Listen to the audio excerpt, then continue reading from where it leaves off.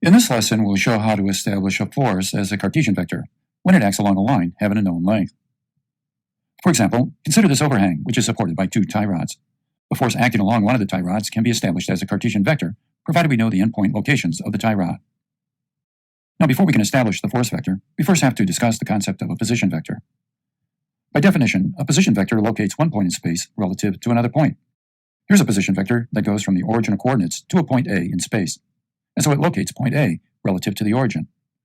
It has components along the x-axis of xi, along the y-axis of yj, and along the z-axis of zk. Written as a Cartesian vector, r is equal to xi plus yj plus zk. Now, there is an easy way in order to establish a position vector. Simply think about traveling along each of the axes to go from the origin to point A. For example, you can go xi plus yj plus zk in a tip-to-tail fashion and formulate r. If you don't want to go that way, you can also go the following way: yj plus xi plus zk.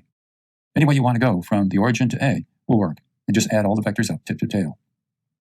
Let's practice the idea with a few examples.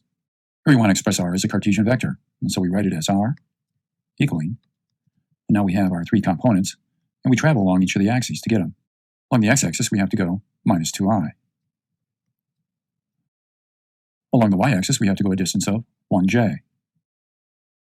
And finally, we go along the z-axis, and there, of course, we go plus 2k. And there's our position vector.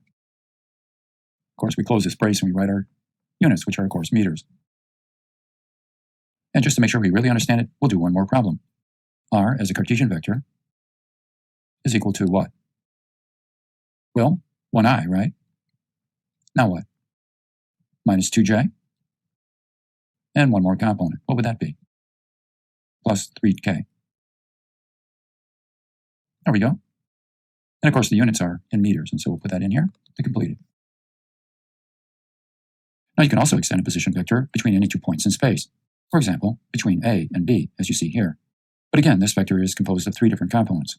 Along the x-axis, we have xi, then we have our yj component, and finally our zk component to go from A to B.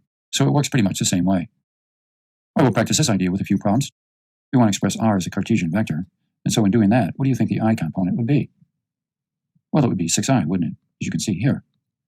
And now the j component, plus 2j. And finally, we have the k component. What would that be? Minus 3 times k. There we go. We'll close our brace and we'll add our unit, meters. R is a Cartesian vector. But you don't need to add the components the way I showed them. You can also go as follows: minus 3k plus 2j plus 6i. And of course, you get our same result. All right, one more problem, just for the practice. See if you can tell me what r is in this case. Well, first, the I component, what would that be? It'd be this amount, wouldn't it? In other words, minus 6i. Now the j component, that's positive 3j, and one more component, minus 1k. And that'll do it. And again, this is in meters. There we are. All right, now that we understand position vectors and how to set them up, we can discuss establishing a force as a Cartesian vector along a line. First, though, let me discuss unit vectors briefly. We've already talked about these for the x, y, z axes. Those little unit vectors, as you realize, simply show the positive direction of each of the axes. They have a magnitude of one dimensionless unit, and as I said, they simply show direction. But we don't need to just use them for showing directions of the coordinate axes. We can also use them to show the direction of a line in space. For example, consider this vector r, a position vector going between 2 points along a line. If I want to develop a unit vector in the direction of the vector r, the way you go about it is you'd simply take your vector r and you divide by its magnitude, and then you get the unit vector. That unit vector is telling you the direction of this position vector r, just like the other unit vectors were telling us the direction of the coordinate axes. Notice that this unit vector won't have any units simply because this vector will be in meters and this will be in meters, and they cancel away, don't they? Let's practice the idea with an example problem. Here we want to set up a position vector going from A to B, in other words, this vector, and then we want to specify the direction of this vector once we've set it up. Well, of course, this position vector has three components, along the y-axis, the z-axis, and the x-axis. So if I write out r as a Cartesian vector, what do I have? Well, I hope you said 6i, and then a plus 2j, and finally we have minus 3k. Now the next thing to do is to set up our unit vector along r. First we'll find the magnitude of the position vector, and that of course is found by taking the square root. sum of the squares of the components of the vector. So essentially we write 6 squared plus 2 squared, and finally we have plus or minus 3 squared. And if you work this through, it turns out to be square root of 49 or 7 meters. Now that we have it, we can now formulate a unit vector in the direction of the position vector. How do we do that? Well, we simply take our vector r and we divide by its magnitude. And doing that, if we have 6 over 7 I, followed by plus 2 over 7 j, and finally minus 3 over 7 k. If you want, you could stop the video and you could take the square root of some of the squares of these components and you'll prove to yourself that indeed that would equal 1. Anyway, we now need to find the direction of this position vector, and to do that we know that the components of the unit vector will give us the coordinate direction angles for the vector r. So the cosine of alpha is simply equal to 6 over 7. And if you look up the arc cosine of this number, you get the answer for alpha. It turns out to be 31.0 degrees. Now we'll get beta. And when you find the arc cosine of that ratio, you get 73.4 degrees. And finally, gamma. And now finding the arc cosine of this ratio, we get our answer of 115 degrees. I can show these on the figure. All we need to do is to simply set up a local xyz coordinate system up here at the tail of the vector. Alpha, of course, goes from the positive x-axis to the tail of the vector. And so this angle is equal to our 31-degree angle. Then we have the angle from the positive y-axis to the tail of the vector. And that's our angle of 73 y-axis to the tail of the vector. And that's our angle of 73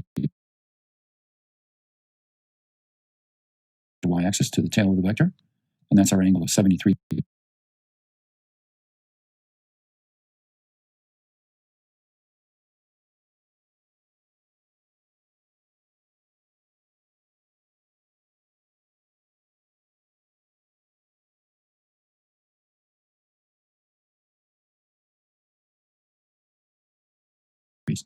So the scale of what we see up here pretty much matches our results. All right, and now we're ready to establish our force as a Cartesian vector. Consider this force which acts along this cable, having a known length and direction. If I set up a position vector along the cable, then I can find the unit vector in the direction of the cable, can't I? And that unit vector then is simply found by taking our vector r and dividing by its magnitude, just like we showed.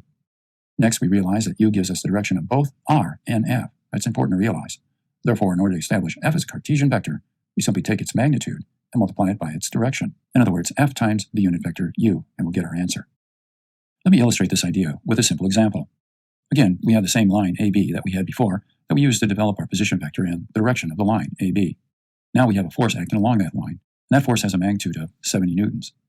We've already established this position vector. We found the unit vector that goes in the direction of the position vector. That unit vector, if you recall, looks like this. Now we simply have to set up our force as a vector. And that's done by simply taking the magnitude of the force and multiplying it by the unit vector, the one that defines the direction of r and also f. So let's carry out the multiplication and see what we get. F as a Cartesian vector is then equal to its magnitude, 70 newtons, multiplied by its direction, its unit vector, 6 over 7i plus 2 over 7 j. And finally, we have minus 3 over 7 k. Now, when you carry through the multiplication of 70 times all this, you get your result, and it's shown down here. So this is our force as a Cartesian vector. Incidentally, if you take the square root of some of the squares of all these components, you get the result of 70 newtons. You have to, because the magnitude of this vector is equal to 1. Now that we've completed these ideas, we'll end the lesson.